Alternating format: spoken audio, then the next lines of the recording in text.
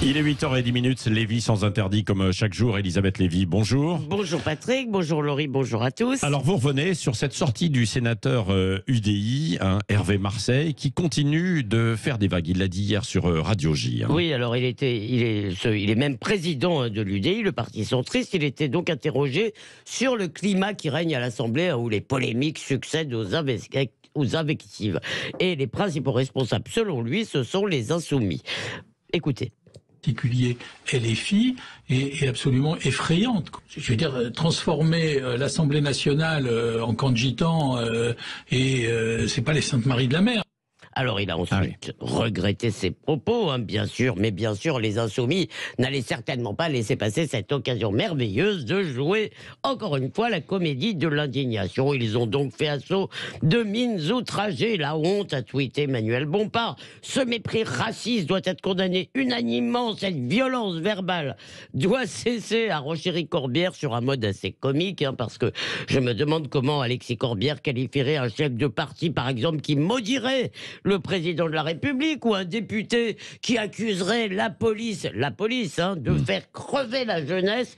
En effet, en matière de violence verbale, les insoumis ne craignent personne. Quant à leur intérêt pour les gitans, il est à géométrie assez variable. Rappelez-vous, aujourd'hui, ils dégainent pour une phrase, mais rappelez-vous, il y a un mois, au moment de la Coupe du Monde, après la mort tragique d'un jeune supporter d'origine marocaine, qui a été tué, donc accidentellement d'ailleurs, je pense, par un gitan à Montpellier, ils n'ont pas bronché quand il y a eu des raids de maghrébins dans le quartier gitan. Il faut dire qu'à l'époque, ils étaient très occupés à dénoncer des ratonnades imaginaires. Oui, n'empêche que, Elisabeth Lévy, est-ce qu'on peut considérer, que les propos d'Hervé Marseille peuvent être racistes ou pas? D'abord, c'est surtout l'allusion au pèlerinage des Saintes Maries de la Mer qui est absurde. C'est un pèlerinage religieux, très beau d'ailleurs.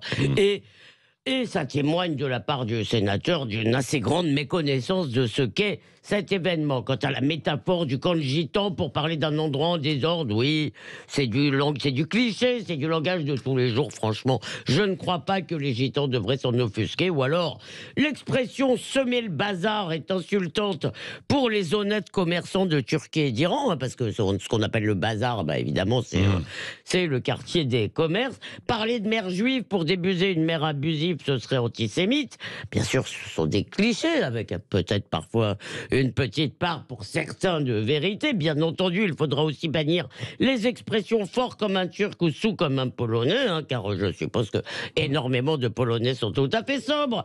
Et d'ailleurs, tout usage de métaphores fondées sur des clichés. Par exemple, d'ailleurs, l'emploi du terme ZAD, comme synonyme d'anarchie et de laisser aller et d'absence de shampoing. Est-ce que ça n'est pas une insulte aux valeureux zadistes?